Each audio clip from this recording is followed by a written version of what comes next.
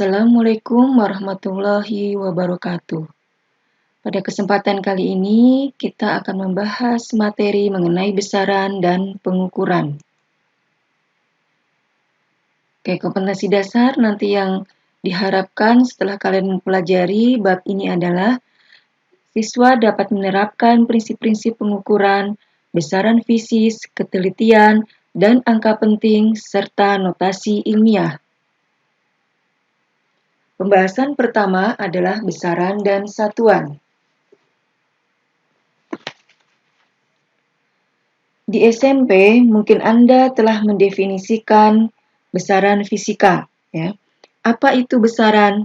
Besaran adalah sesuatu yang dapat diukur dan dinyatakan dengan angka.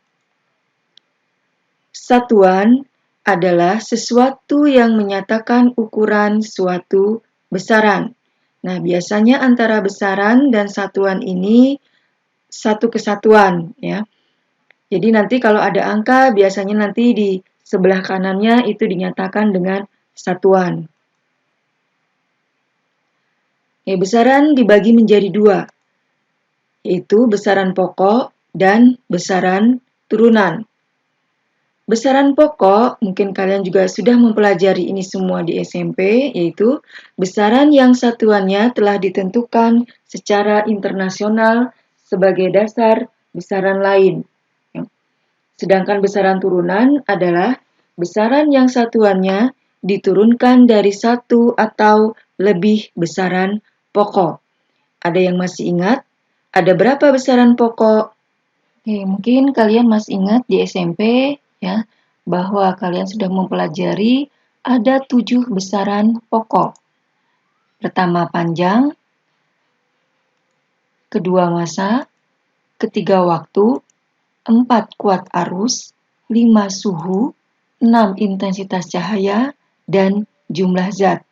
Nah, di SMP kalian sudah belajar mengenai nama besaran dan yang pasti lambangnya, ya, serta satuannya.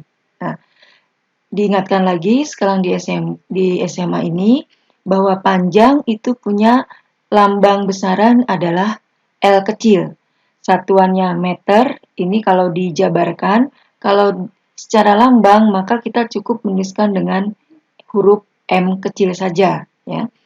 Massa punya lambang M kecil, satuannya kilogram, lambang satuannya adalah kg. Waktu lambangnya adalah T kecil, satuannya adalah sekon, kalau lambangnya kita buat di sini adalah S kecil. Kuat arus itu lambang besarannya adalah I kecil, satuannya ampere, lambang satuannya adalah A besar. Suhu, lambang besarannya adalah T besar, satuannya adalah Kelvin, lambang satuannya adalah K besar. Intensitas cahaya, lambang besarannya adalah I, satuannya adalah kandela, lambang dari satuannya adalah CD. Jumlah zat, lambang besarannya adalah N besar, satuannya adalah mol. Kemudian lambang satuannya di sini adalah mol. Nah, ketika di SMA ini, yang harus kalian pahami, kalian mulai harus hafal mengenai lambang besaran. Ya, 7 besaran pokok ini lambangnya harus hafal. Kemudian lambang satuannya pun demikian. Karena apa? Sejak SMA ini nanti, bahwa rumus-rumus nanti yang kalian pelajari itu berupa lambang. Mungkin ketika di SMP kalian masih bisa menuliskan rumus itu dengan kata-kata. Misalkan jarak adalah kecepatan dikali waktu. Ya, menggunakan kata-kata. Tapi nanti kalau sudah di SMA itu tidak diperbolehkan lagi. Jadi kalian sudah harus menuliskan ya rumus itu dengan lambang. Jadi mau tidak mau dari besaran pokok ini 7 dari lambang besaran dan lambang dari satuan ini kalian juga harus hafal, ya. Supaya apa ya? Supaya lebih praktis lagi. Misalkan nanti kalau satuan dari panjang apa meter, kalian nggak perlu menuliskan dengan kata-kata yang panjang begini, cukup dituliskan dengan huruf, ya. Dimana panjang itu kita tuliskan cukup dengan huruf M kecil, ya. Jadi ini tolong diperhatikan besar kecilnya huruf di lambang besaran dan juga di lambang satuan. Oke, sekarang kita akan bahas mengenai besaran turunan. Besaran turunan tadi yang sudah pernah disampaikan di awal bahwa besaran turunan itu adalah besaran yang diturunkan dari satu atau lebih besaran pokok. Nah, di sini kita ingin menentukan kira-kira satuan dari besaran turunan itu bagaimana, ya. Catatannya di sini kalian bisa menentukan satuan dari besaran turunan apabila kalian tahu rumusnya atau tahu persamaannya. Ya, diawali pasti dengan lambang besaran terlebih dahulu. Contoh yang paling sederhana, kita mulai dari luas, ya. Kita mulai dari luas. Luas di sini punya lambang besarannya adalah A besar. Mungkin kalian bertanya, Bu, kalau di matematika luas itu L. Memang ada perbedaan di fisika, biasanya untuk luas, ya luas permukaan, luas suatu bentuk apapun, itu biasanya kalau di fisika itu dilambangkan dengan A besar, ya. Nah, tadi kita sudah ingin menyampaikan bahwa untuk mencari satuan dari luas itu apa? Kita harus tahu dulu kira-kira rumusnya. Rumus dari luas apa yang paling kalian ingat? Kalian ingat luas dari persegi panjang? Ya, luas dari persegi panjang yaitu panjang dikali lebar. Panjang dikali lebar ini adalah besaran. Dan di 7 besaran pokok dia termasuk besaran panjang. Dengan demikian, karena dia termasuk besaran panjang, maka punya satuan apa? Meter. Jadi panjang satuannya meter, lebar satuannya meter. Meter dikali meter menjadi meter kuadrat. Jadi satuan dari luas itu adalah meter kuadrat. Besaran berikutnya adalah volume. Volume lambangnya adalah V besar. Rumusnya apa? Kalian ingat rumus dari balok? Ya, panjang dikali lebar dikali tinggi. Panjang, lebar, tinggi, ini termasuk besaran panjang. Kalau dia termasuk besaran panjang, maka punya satuan meter. Jadi panjang punya satuan meter, lebar punya satuan meter, tinggi punya satuan meter. Jadi meter dikali meter berarti meter pangkat 3 atau kita sebut juga meter kubik. Dengan demikian, berarti volume lambangnya adalah V besar punya satuan meter kubik. Besaran berikutnya adalah kecepatan. Lambang kecepatan itu adalah V kecil. Ingat-ingat ya, tolong bedakan. Kalau volume itu adalah V besar, maka kecepatan itu adalah V kecil. Persamaannya gimana? Persamaan dari kecepatan, yaitu V sama dengan S dibagi T, atau jarak dibagi waktu. Jarak itu termasuk besaran panjang. Waktu termasuk besaran waktu. Karena jarak termasuk besaran panjang, maka dia punya satuan meter. Waktu punya satuan sekon. Jadi M dibagi S bisa kita tulis bentuknya menjadi bentuk yang lain, yaitu M garis miring S. Atau bisa juga kita tulis menjadi M dikali S pangkat min 1. Ini dapatnya dari mana? Kalian lihat dari sini. M per S. Berarti kan ini S pangkat 1, positif 1 ya. Kalau penyebut ini pindah ke atas, maka menjadi pangkatnya menjadi min. Dengan demikian, kecepatan punya satuan meter per sekon, biasa kita menyebutkan begitu. Ini yang sering digunakan ya, jadi meter garis miring S atau meter S pangkat min 1. Besaran berikutnya adalah percepatan. Ya. Nah, bagaimana lambang dan satuan dari percepatan? Ada yang masih ingat? Ya, percepatan itu punya lambang adalah A kecil. Ya. Rumusnya apa percepatan? Ada yang masih ingat? Ya, rumus dari percepatan itu adalah kecepatan dibagi waktu. Tadi kecepatan apa rumusnya? Coba lihat di atas. Yang kita gunakan nanti di sini adalah yang dalam bentuk per. Berarti yang ini ya. Bahwa kecepatan punya satuan meter per sekon. Berarti kan ini meter per sekon dibagi dengan sekon. Bisa kita tulis, berarti kan ini kalau meter per sekon kan berarti meter per sekon dikali 1 per sekon. Kebalikannya kan. Meter dikali 1 berarti meter. Sekon dikali sekon berarti sekon kuadrat. Nah, ini bisa kita tulis berarti kalau menggunakan garis miring berarti meter, garis miring, sekon, kuadrat. Atau kalau kita buat semacam bilangan berpangkat, ya, atau lambang berpangkat berarti menjadi M dikali S pangkat min 2. Berarti lambang satuan dari percepatan yaitu meter per sekon kuadrat atau meter S pangkat min 2. Besaran berikutnya adalah gaya. Ya. Besaran berikutnya adalah gaya. Lambang dari gaya apa ya? Oke, ada yang masih ingat? Gaya punya lambang itu adalah F besar. Apa rumus dari gaya? Gaya itu adalah massa dikali dengan percepatan. Nah, berarti di sini satuannya kira-kira bagaimana? Ya, kita tulis dulu. Ya, massa satuannya apa? Kilogram. Percepatan satuannya apa? Kita ambil yang mana? Oke, untuk mempermudah kita ambil yang dari sini. Ya, berarti dikali meter per sekon kuadrat. Berarti bisa kita tulis nanti kilogram meter per sekon kuadrat.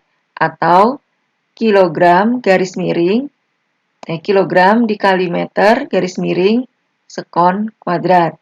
Atau bisa kita tulis juga berarti kilogram meter S pangkat min 2. Berarti, nah, kilogram meter kali S pangkat min 2 inilah yang disebut dengan Newton. Jadi nanti kalau ditanya, apa satuan penyusun Newton? Satuan penyusun Newton itu adalah kilogram meter S pangkat min 2 atau kilogram meter per S kuadrat. Ya. Nanti di sini berarti lambang satuan dari gaya itu adalah Newton atau bisa juga kita tulis kilogram meter per sekon kuadrat atau kilogram meter sekon pangkat min 2. Ya. Besaran berikutnya adalah usaha. Ya. Usaha punya lambang apa ya? Oke, usaha punya lambang yaitu W besar. Apa rumus usaha? Ada yang masih ingat? Rumus usaha itu adalah gaya dikali dengan jarak. Ya. Nah, kira-kira satuannya apa? F itu satuannya apa? Yang kita gunakan jangan yang Newton dulu ya, meskipun nanti diperbolehkan. Kita cari dari yang besaran pokoknya, satuan-satuan dari besaran pokok. Ya. Gaya F, tadi satuannya apa? Yang paling dasar. Kita gunakan yang bisa yang ini. Ya. Jadi, gaya punya satuan kilogram meter per sekon kuadrat dikali jarak. Jarak itu termasuk besaran panjang. Ya. Karena termasuk besaran panjang, berarti dia punya satuan meter. Kilogram, meter dikali meter, meter kuadrat. Kemudian ini ada per, berarti per sekon kuadrat. Bisa kita tulis berarti kilogram, meter kuadrat, garis miring, sekon kuadrat. Atau kilogram, meter kuadrat, sekon pangkat min 2. Nah, kilogram meter kuadrat per sekon kuadrat atau kilogram meter kuadrat sekon pangkat min 2, inilah yang disebut dengan joule. Jadi kalian nanti kalau ditanya apa satuan penyusun joule, sudah bisa menjawab ya, yaitu kilogram meter kuadrat per sekon kuadrat atau kilogram meter kuadrat sekon pangkat min 2. Jadi, lambang satuan dari usaha bisa kita tulis dengan joule ya, atau bisa juga kita tulis dengan kilogram meter kuadrat per sekon kuadrat atau kilogram meter kuadrat sekon pangkat min 2. Besaran berikutnya adalah tekanan. Ya. Tekanan punya lambang. Lambangnya apa? Lambangnya adalah P. Ya. Rumus dari tekanan apa? Tekanan itu sama dengan gaya dibagi dengan luas. Nah, kira-kira satuannya apa ini nanti? Gaya yang kita ambil satuannya yang mana? Oke, yang tadi ya, yang diberi tanda kotak berarti kilogram, meter, per sekon kuadrat, per luas. Luas satuannya apa? Luas satuannya ini kan?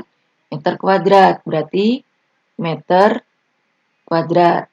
Ini bisa kita sederhanakan, kita olah kilogram, meter, per sekon kuadrat. Kalau dibagi berarti artinya dikali kan, dikali dengan kebalikannya, 1 per meter kuadrat. Lihat di sini ada meter, di sini ada meter kuadrat. Berarti yang bawah masih sisa 1 kan M-nya. Nah, berarti bisa kita tulis berarti kilogram per S kuadrat dikali dengan meter. Atau bisa kita tulis kilogram per meter S kuadrat. Nah, inilah yang disebut dengan Pascal. Ya. Jadi, satuan tekanan apa? Satuan tekanan biasanya yang lazim kita gunakan itu adalah Pascal, ya. Atau bisa juga nanti di sini kalau kalian lihat F dibagi A itu kalau kita gunakan satuan yang Newton berarti kan Newton per meter persegi, ya.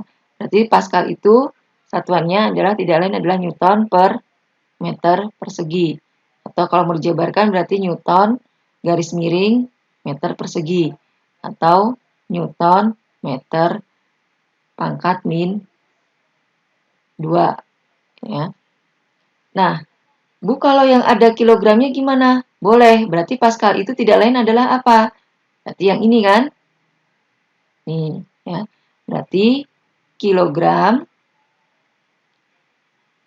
per meter sekon kuadrat atau kilogram meter pangkat min 1 sekon pangkat min 2. Ya, mudah-mudahan dari sini kalian bisa memahami. Jadi nanti kalau ada ulangan, kalian disuruh menentukan apa satuan dari gaya, satuan dari usaha, dan satuan dari tekanan. Tolong dituliskan cara memperolehnya. Ya, jadi jangan tiba-tiba Newton. Jadi supaya kalian paham kenapa sih nanti sampai mendapatkan Newton, kenapa sih nanti sampai mendapatkan Joule. Ya. Oke, sekarang kita akan membahas mengenai satuan standar dari 7 besaran pokok. Yang pertama, besaran panjang dengan satuan meter. Apa definisi 1 meter? 1 meter didefinisikan sebagai jarak yang ditempuh cahaya dalam vakum dalam selang waktu 1 per 299.792.458 sekon.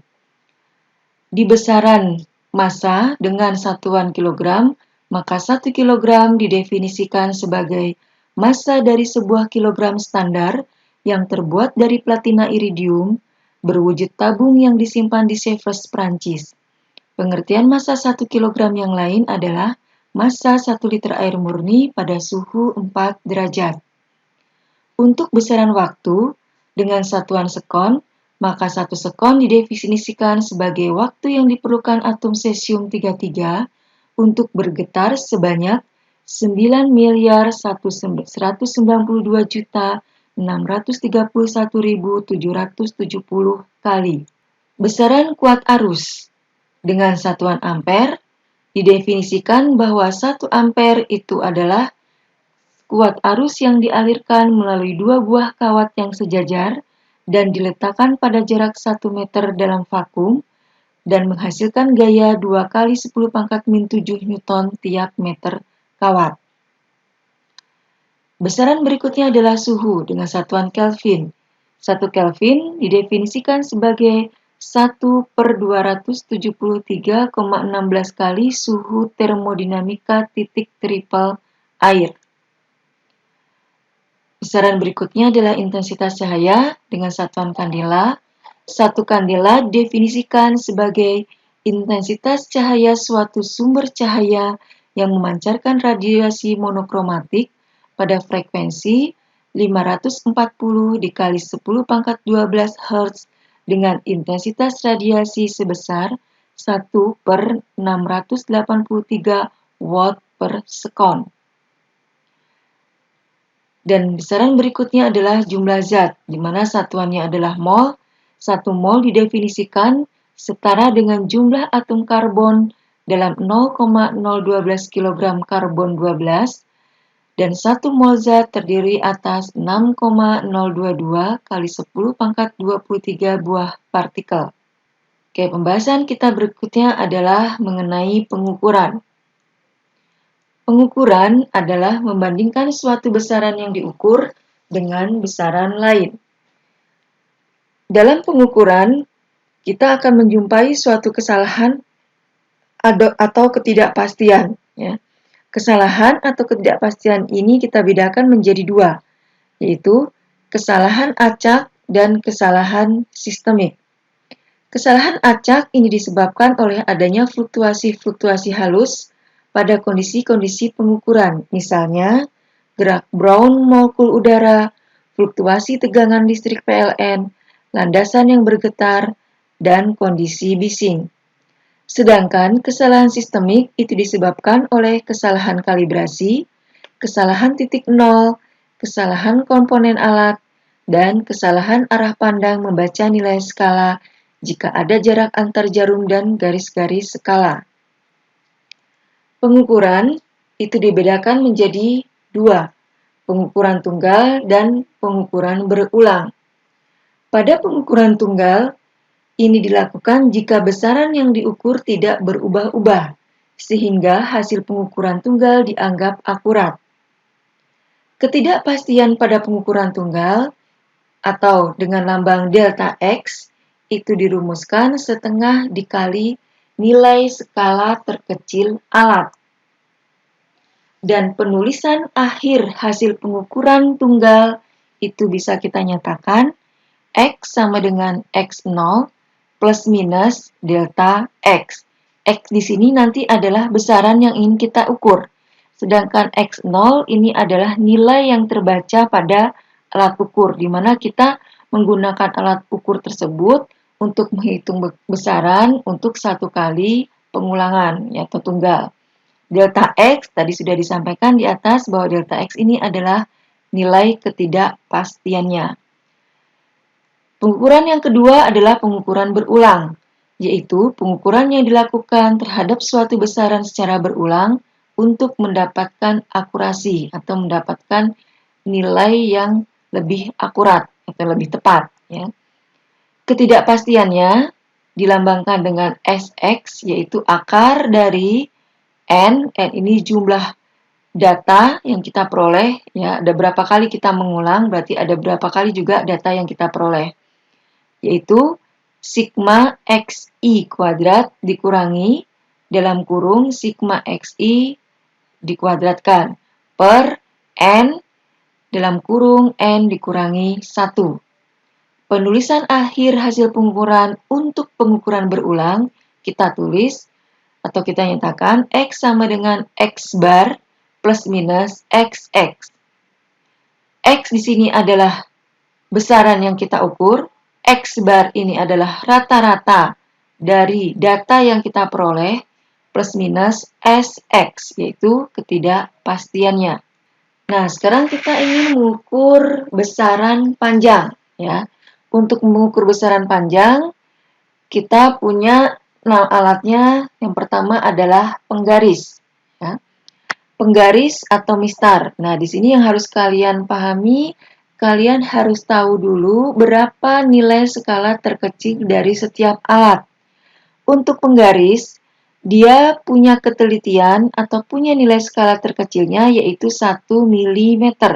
Jadi 2 garis terdekat itulah disebut sebagai nilai skala terkecil.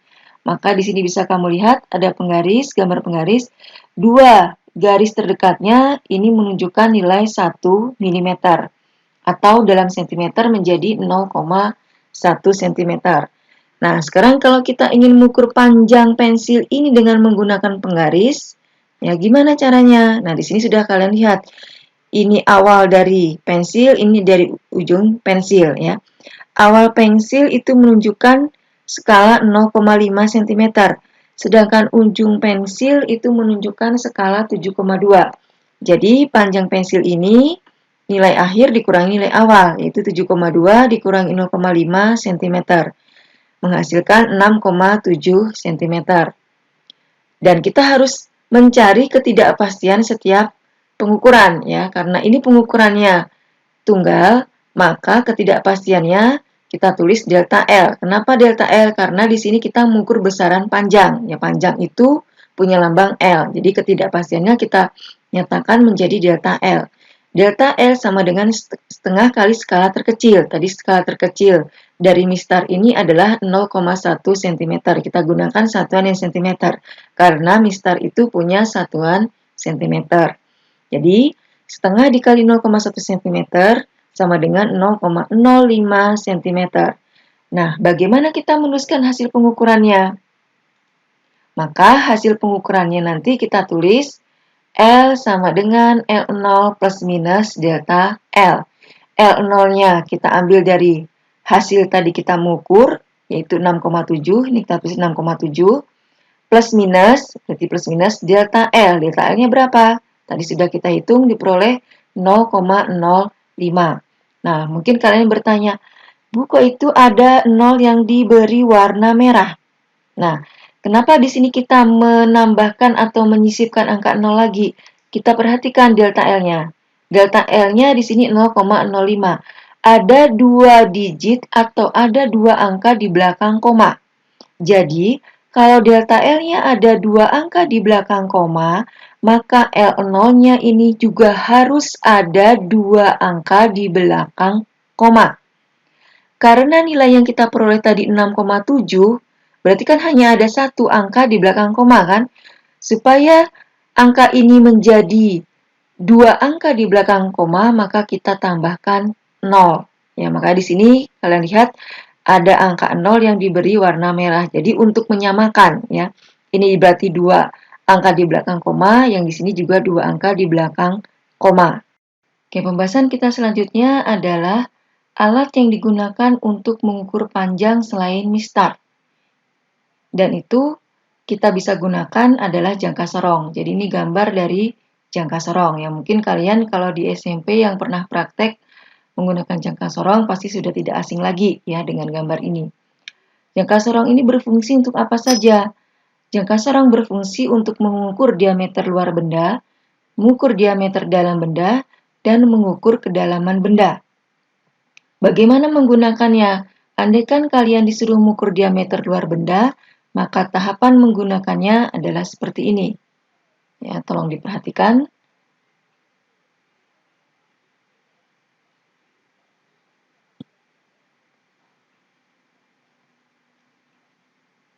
Oke, sedangkan untuk mengukur diameter dalam benda, maka tahapannya sebagai berikut.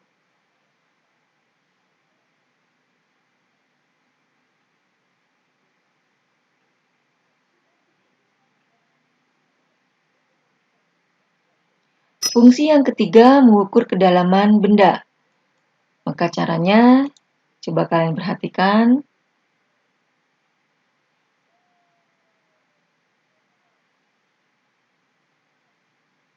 Oke, itulah cara-cara menggunakan alat ukur ini, di mana kalian harus tahu fungsinya untuk apa dulu, yang mengukur diameter luar, dalam, ataukah kedalaman. Sekarang kita ingin melihat komponen-komponen dari jangka sorong. Dalam jangka sorong itu ada skala, ya. Pertama, skala utama. Ya, skala utama ini bisa kalian amati, hampir mirip dengan penggaris. Ya, mungkin bukan hampir mirip, tapi memang persis dengan penggaris, ya. Yang berkedip berarti skala utama, kemudian skala nonius adalah skala yang bagian bawah. Dimulai dari 0 sampai 10, ya. Skala utama dengan satuan cm dan skala noniusnya dengan satuan milimeter, ya. Jadi ini adalah bagian-bagian dari jangka sorong, di mana nanti jangka sorong punya ketelitian atau punya nilai skala terkecil. Oke, untuk jangka sorong, nilai skala terkecilnya atau ketelitiannya adalah 0,1 mm. Ya. Kalau kita ubah menjadi cm, maka menjadi 0,01 cm. Nah, sekarang kalau kita ingin membaca hasil pengukuran dengan menggunakan jangka sorong seperti apa? Oke, bisa kalian lihat dari gambar ini. Ini adalah hasil yang terbaca dari jangka sorong. Nah, cara menentukannya gimana? Kalian perhatikan ya, ini bagian atas adalah skala utama. Dan bagian bawah ini adalah skala nonius. Tahapannya atau langkah pertama adalah coba perhatikan angka 0 pada skala nonius. Kalian perhatikan angka 0 berarti ini ya. Angka 0 ini sudah melewati skala berapa di skala utama? Kalau kamu lihat garis ini 0 ya, angka 0 ini sudah melewati skala berapa di skala utama? Ini skala utama kan? Ini 3, ini kalau 4 berarti kan di sini 3,1, 3,2, 3,3 dan seterusnya. Berarti 0 ini sudah melewati skala utama dengan nilai 3,1 ya. Melewatinya berarti 3,1. Maka nanti cara membaca alat ini di mana kita memperoleh hasil pengukurannya seperti ini ya. L0. Kenapa L? Karena kita ingin mengukur panjang ya. L0 berarti nilai yang terbaca pada alat ukur. Caranya skala utama ditambah skala nonius. Jadi di skala utama tadi sudah dibaca ya atau sudah terbaca 0 ini sudah melewati angka 3,1 dari skala utama. Maka kita tulis di sini 3,1 cm. Ditambah skala nonius. Ditambah skala nonius ini gimana maksudnya? Sekarang perhatikan skala nonius. Skala nonius berarti yang bawah ya. Ada 0, 1, 2, 3 dan seterusnya. Ini garis ke 1, 2, 3 dan seterusnya. Cari garis di skala nonius di mana garis tersebut berhimpit dengan skala utama. Nah, di sini bisa kamu lihat bahwa di garis ketujuh di skala nonius ini garis 7 itu garisnya berhimpit dengan skala utama. Ya, ini berhimpit dengan skala utama. Jadi, karena yang berhimpit adalah garis ketujuh, kita tulis di sini 7 dikali nilai skala terkecil alat. Nilai skala terkecil dari jangka sorong berapa? 0,1 mm atau 0,01 cm. Yang kita gunakan cm. Kenapa? Karena skala utamanya yang kita gunakan cm. Supaya nanti ketika ditambah, ini kita bisa melakukannya. Kalau beda satuan, kita tidak bisa langsung menambahkan. Ya. Jadi, 7 dikali 0,01 cm. Ini tetap nilainya 7 dikali 0,1 berarti 0,07. Satuannya sudah sama, berarti kita bisa langsung menjumlahkan angka ini. 3,1 ditambah 0,07 berarti 3,17 cm. Jadi inilah nilai yang terbaca pada alat ukur. Sedangkan ketidakpastian dari jangka sorong atau ketidakpastian dari pengukuran ini, karena pengukuran ini kita lakukan secara tunggal, jadi kita gunakan persamaan setengah dikali skala terkecil. Jadi setengah dikali 0,01 cm sama dengan 0,005 cm. Bagaimana kita menuliskan hasil akhirnya? Hasil akhirnya kita tulis sama seperti yang tadi. Berarti L sama dengan L0 plus minus delta L. Sama dengan L0 ini adalah nilai yang terbaca pada alat ukur. Berapa nilainya? 3,17. Jadi awalnya kita tulis dulu 3,17 ya. Plus minus delta L. Delta R-nya 0,005. Kita tulis di sini. Nah, perhatikan lagi karena delta L-nya ada 3 digit di belakang koma, maka L0-nya harus 3 digit. Supaya ini menjadi 3 digit, kita tambahkan angka 0 di belakangnya. Maka di sini bisa kamu lihat diberi warna merah untuk angka 0-nya. Untuk menyamakan ya tadi ya, ada 3 digit di belakang koma. Untuk satuan kita menggunakan satuan sentimeter. Pembahasan kita selanjutnya adalah mengenai micrometer screw. Komponen-komponen micrometer screw itu terdiri dari poros tetap, poros geser, skala utama, skala nonius, pemutar, dan pengunci. Jangka sorong ini digunakan untuk mengukur ketebalan suatu benda. Jadi suatu benda yang amat sangat tipis itu bisa kita ukur dengan menggunakan alat yang dinamakan micrometer screw. Bagaimana cara menggunakannya? Oke, sekarang diperhatikan, pastikan pengunci dalam keadaan terbuka. Kemudian bukalah rahang dengan menggeser rahang geser. Letakkan benda yang ingin kita ukur ketebalannya. Kemudian kita geser lagi, kita putar, dan kita putar penguncinya. Ya. Sama halnya dengan jangka sorong, micrometer screw terdiri dari dua skala, yaitu skala utama 0 sampai 10 dengan satuan milimeter dan skala putar. Jadi 1 kali 1 putaran penuh kita memutar, maka ada 50 skala yang ikut berputar. Sekarang kita ingin mengukur panjang menggunakan micrometer screw. Tadi sebelumnya sudah ditampilkan cara menggunakan alat, sekarang kita ingin membaca skala yang terbaca pada alat ukur tersebut. Mikrometer screw punya ketelitian atau nilai skala terkecil yaitu 0,01 mm atau 0,001 cm. Ya. Nah, tadi sudah disampaikan ada dua jenis skala. Ini skala utama dimulai dari 0, setengah, 1, 1,5 dan seterusnya. Dan skala noniusnya itu skalanya terdiri dari 0 sampai 50. Nah, dari gambar ini cara membaca hasil pengukurannya seperti apa? Ya, karena kita mengukur secara tunggal, maka pengukuran panjangnya itu dinyatakan L0 sama dengan skala utama ditambah skala nonius. Hasil yang terbaca pada skala utama bagaimana? Sekarang perhatikan kursor ini. Kursor ini menunjukkan garis batas antara skala utama dan skala nonius. Garis batas ini sudah melewati angka berapa di skala utama? Ternyata dia sudah melewati angka 3,5. Ini 3, ini setengah, berarti 3,5 atau 3,5. Jadi skala utamanya kita tulis 3,5 mm. Kemudian perhatikan di skala nonius. Tadi kan di skala nonius ada 50 garis. Cari garis di skala nonius di mana dia sejajar, ya sejajar dengan skala utama.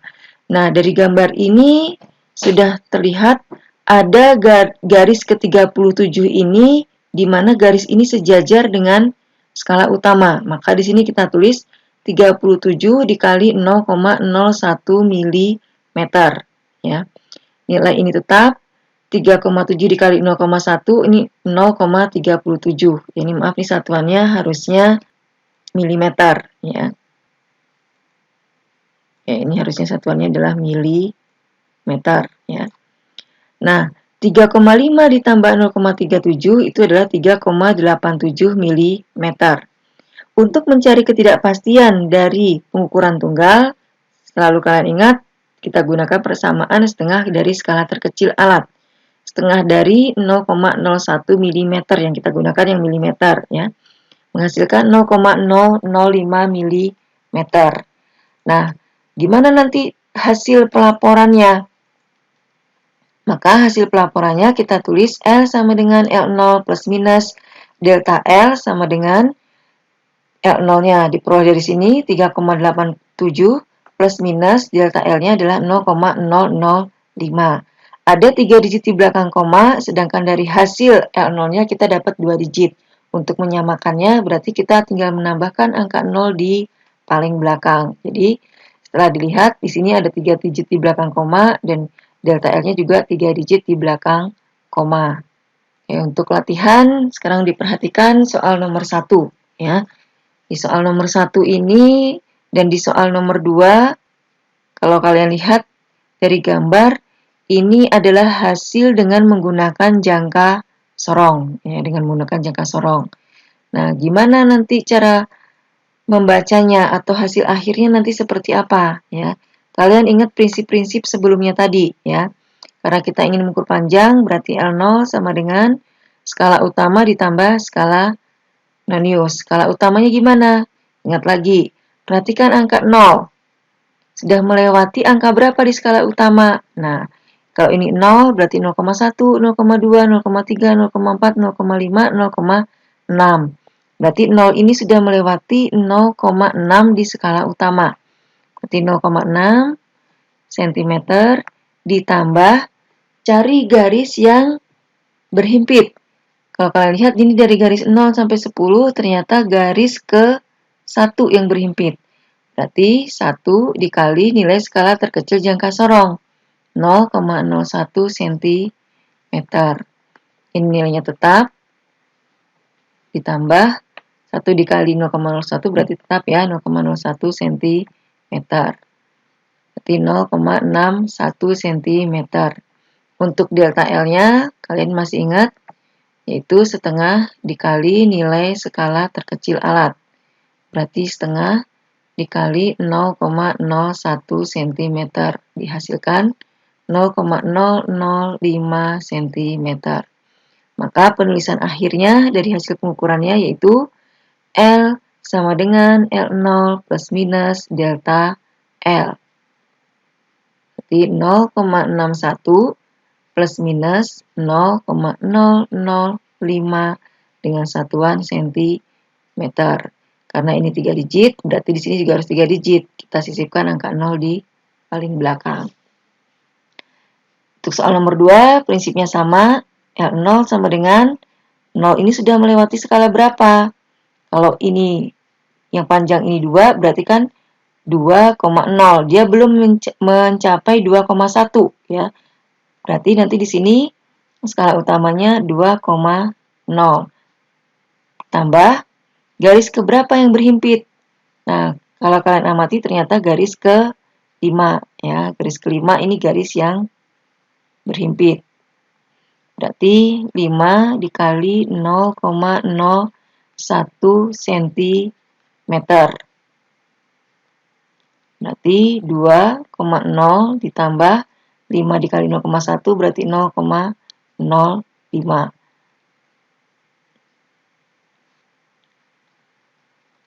Berarti 2,05 cm. Delta L-nya sama dengan yang atas, kita langsung aja gunakan 0,05 cm. Berarti nanti hasil pengukurannya L sama dengan L0 plus minus delta L. Berarti 2,05 plus minus 0,005 cm. Ada 3 digit, berarti ini tambahkan 0. Oke, soal nomor 3 dan soal nomor 4 ini adalah contoh dari menggunakan alat ukur mikrometer skrup ya. Sekarang gimana caranya? Oke, kita karena mengukur panjang dan pengukurannya secara berulang berarti L0. Kalian perhatikan garis batas ini sudah melewati skala berapa di skala utama? Ternyata dia sudah melewati skala 7. Berarti kita tulis nanti sini 7. Tambah cari garis di skala nonius. Tadi kan di skala nonius ini untuk mikrometer skrup ada 50 garis kan. Nah, setelah dilihat ini adalah garis ke-20. Ini garis ini yang sejajar. Ya, ini garis yang sejajar. Ini adalah garis yang ke-20. Berarti 20 dikali 0,01 mm ya. Karena ini nilai skala terkecil alat. Berarti 7 mm ditambah 2 dikali 0,01 berarti 0,2. Kesatuannya sudah sama, kita tambahkan berarti 7,2 mm. Delta L-nya karena pengukurannya tunggal berarti setengah dikali nilai skala terkecil alat. Ya, berarti setengah dikali 0,01. 0,1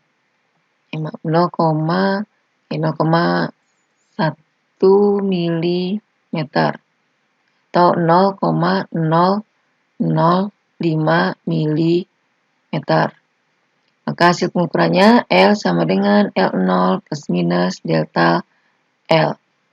Itu 7,2 plus minus 0,005 dengan satuan milimeter. Karena ini 3 digit berarti juga harus 3 digit. Berarti kita menambahkan 2 angka 0 di belakangnya. Soal nomor 4. L0 sama dengan, kalian lihat, ini garis batasnya sudah melewati 6,5. Ya, berarti 6,5 mm ditambah garis berapa yang berhimpit? Ya, ternyata ini garis yang berhimpitnya adalah garis ke-30. Berarti 30 dikali 0,01 mm. Ini tetap. Kemudian yang ini 30 dikali 0,01, 0,3 ya, milimeter. Kita tambahkan menjadi 6,8 milimeter. Delta L-nya sama dengan yang atas, yaitu 0,005 milimeter. Maka hasil akhir pengukurannya dinyatakan L sama dengan L0 plus minus delta L. L0-nya kita dapatkan ini 6,8 plus minus delta L-nya adalah 0,005 milimeter. Karena ini 3 digit, ini juga harus 3 digit. Berarti kita tambahkan 2 angka 0. Demikian pembahasan kita mengenai materi besaran dan pengukuran. Semoga bermanfaat. Assalamualaikum warahmatullahi wabarakatuh.